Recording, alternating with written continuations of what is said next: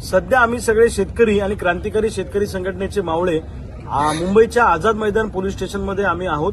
आम्हाला पोलिसांनी अटक करून ठेवलेलं आहे. आज 4 वाजता मुख्यमंत्र्यांबरोबर आमची मीटिंग लागणार असा फोन गिरीशभाऊ महाजनांनी आम्हाला केला होता. परंतु नंतर त्यांनी पुन्हा आम्हाला 4 वाजेनंतर फोन करून सांगितलं की आजच्या ऐवजी ही बैठक उद्या लागेल.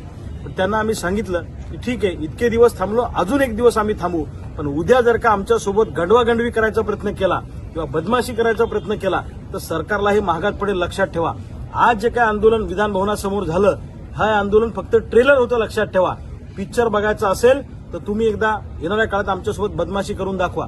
उद्या सरकारने आमच्यासोबत सकारात्मक चर्चा करावी, कर्जमाफीमधले जाचक निकष आणि अटी काढून टाकाव्यात आणि सरसकट 7/12 आमचा कोरा करावा, हक्काचा पीक विमा द्यावा, पीक कर्ज आणि असे अनेक प्रश्न घेऊन आम्ही आलेलो आहे. या संदर्भामध्ये सकारात्मक मार्ग जर का सरकारने उद्याच्या बैठकीमध्ये काढला नाही, इतके दिवस थांबलो तर अजून एक दिवस आम्ही थांबू. आम्ही तेवढा संयम बाळगू, सहकार्याची भूमिका सरकारला ठेवू. पण उद्या जर का त्या बैठकीमध्ये मार्ग निघाला नाही तर महाराष्ट्रातला शेतकरी अत्यंत ताकदीनं तुम्हाला रस्त्यावर दिसेल आणि शेतकऱ्यांच्या पोरांचा संयम सुटेल.